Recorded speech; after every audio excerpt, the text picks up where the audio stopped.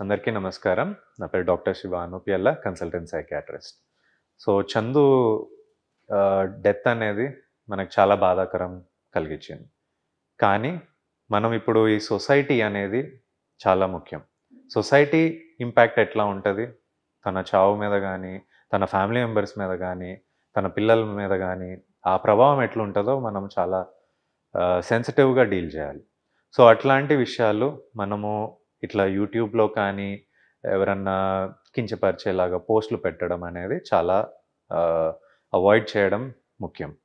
So, ఒకవేళ అట్లాంటి post negative వేలో తనని పోర్ట్రే చేయడం గానీ, లేకపోతే తనని తనని లేకపోతే తన ఫ్యామిలీని ఎక్కువగా బాధ కలిగించే విషయాలు గానీ అవాయిడ్ చేయడం చాలా ముఖ్యం.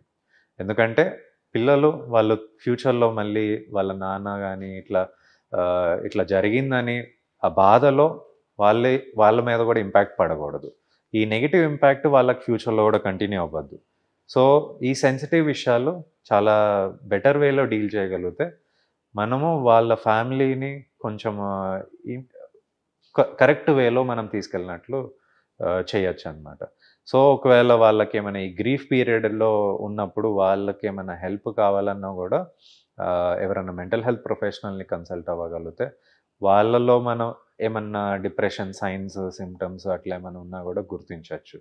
సో, ఇదే విషయం కాదు, ఒకవేళ పవిత్ర వాళ్ళ ఫ్యామిలీలో కానీ ఎవరన్నా ఆహ్, లేకపోతే చందు వాళ్ళ ఫ్యామిలీలో కానీ వీళ్ళ వల్లే ఇట్లా అయింది, వాళ్ళ వల్లే ఇట్లా అయింది అని పాయింట్ ఔట్ చేయడం గానీ, బ్లేమ్ చేయడం గానీ అవాయిడ్ చేయడం చాలా ముఖ్యం. ఎందుకంటే ఇట్లాంటి సందర్భాల్లోనే వాళ్ళు తప్పు చేస్తారు. ఆ గిల్ట్ ఫీలింగ్ వల్ల ఇంకెక్కువగా ఈ సూసైడ్స్ అనేవి జరగొచ్చు. ఆత్మహత్య ప్రయత్నం చేసేది ఎవరన్నా కించపరిచే విషయం అట్లా మాట్లాడడము, లేకపోతే ఇట్లా గిల్ట్ ఫీలింగ్ తెప్పించే విషయాలు ఉంటే ఎమ్మటే సూసైడ్ చేసుకుంటారు చాలామంది.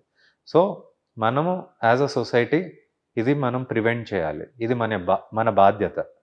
సో, ఇట్లాంటి బాధాకరమైన విషయాలు మనము ఒక కరెక్ట్ వేలో లీడ్ చేయగలిగితే చాలా వరకు మనం సూసైడ్స్ అనేవి ప్రివెంట్ చేయొచ్చు.